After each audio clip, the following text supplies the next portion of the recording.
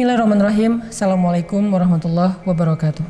Teman-teman masih ingat dengan istilah bucin ya? Budak cinta atau bahasa lainnya pacaran sampai kita diperbudak oleh perasaan kita sendiri. Nah, hari ini kita pengen bahas tentang bucin di bulan Ramadan. Yang harusnya kita di bulan Ramadan itu menghabiskan lebih banyak waktu dengan Allah Subhanahu wa taala, menghabiskan lebih banyak waktu dengan zikir, dengan tilawah, dengan sholat, dengan sedekah. Nah, ada beberapa orang yang mungkin selama bulan Ramadan juga dia masih kayak disibukkan oleh pacarnya, disibukkan oleh pasangannya yang belum halal sebetulnya untuk dia, karena dia masih pacaran yang belum nikah gitu. Karena buat saya pacaran itu boleh tapi udah nikah.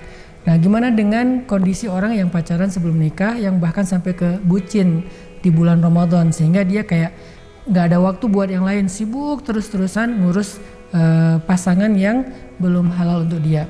Oke, ngomongin pacaran sebetulnya ini bukan hanya bicara tentang masalah hukum fikih, dan saya yakin semua kita udah tahu hukumnya, bahwa pacaran itu termasuk diantara sesuatu yang dilarang dalam agama.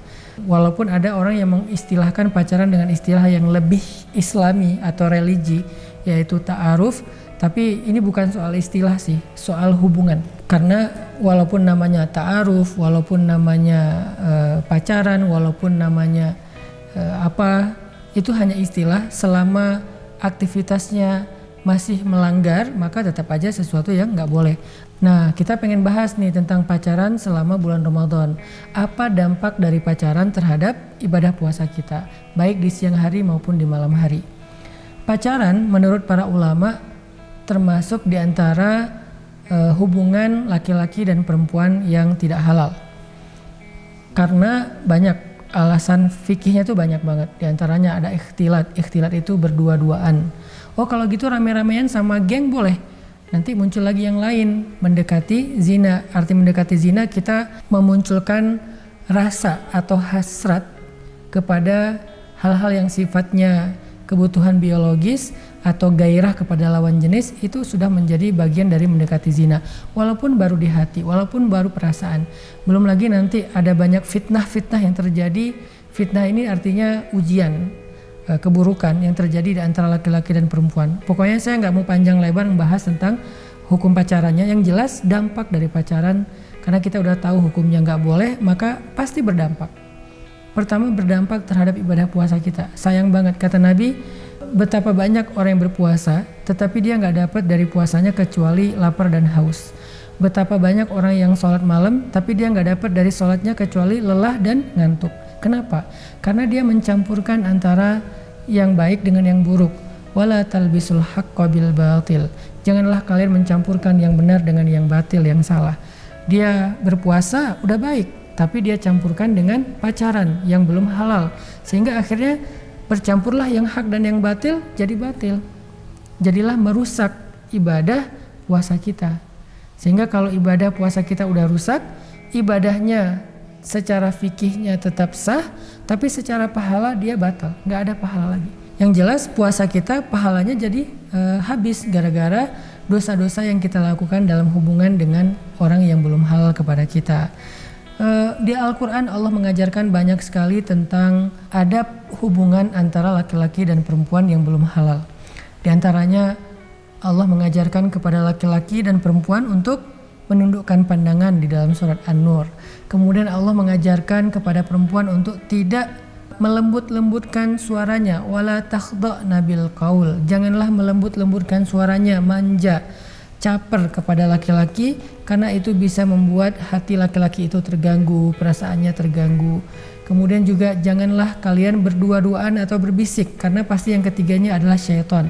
Dan banyak lagi ayat dan hadis yang melarang laki-laki dan perempuan untuk menjalin hubungan terlalu intim, terlalu akrab, sedangkan mereka bukan mahram dan mereka tidak halal. Karena itu akan berdampak kepada ibadah puasa kita. Makanya kalau kita bicara tentang pacaran atau menjadi jomblo di bulan Ramadan, sebetulnya lebih baik menjadi jomblo di bulan Ramadan dan tidak ada hubungan yang syubhat apalagi haram dengan lawan jenis daripada dia memiliki pasangan ternyata hanya menambah dosa di hadapan Allah Subhanahu wa taala. Makanya saya menyebut jomblo yang bisa menjaga diri dari hubungan yang tidak halal ini dengan istilah jovisa, jomblo fisabilillah. Dia jomblo tapi dia di jalan Allah, dan itu termasuk jomblo-jomblo yang dicintai Allah. Itu jomblo yang di like banget sama Allah Subhanahu wa taala. Dia nggak apa-apa jomblo tapi dia nggak berbuat dosa, daripada dia udah nggak jomblo tapi nambah dosa.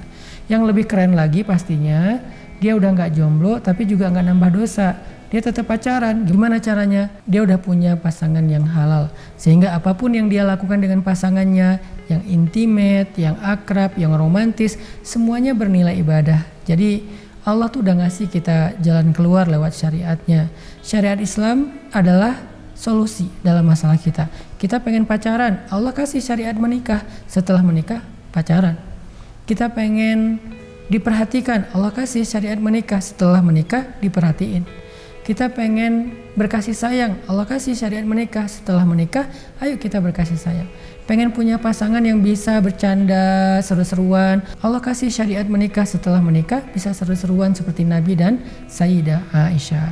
Jadi ajakan saya kepada teman-teman semuanya yang pengen Ramadannya bisa menjadi jalan ke surga, yang pengen puasanya bisa menjadi pembebas dari api neraka, wataqa'u minan nar, yang pengen ibadah Ramadannya itu sampai kepada Allah Subhanahu wa taala dan bisa diambil hasilnya di dunia dan di akhirat.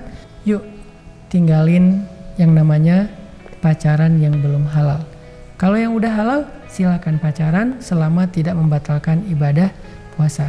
Mudah-mudahan Allah lapangkan dada kita untuk mengikuti perintahnya dan meninggalkan larangannya, sehingga Allah akan mengganti sesuatu yang kita tinggalkan karena dia dengan sesuatu yang lebih baik untuk kita di dunia dan di akhirat. Barakallahu fiik.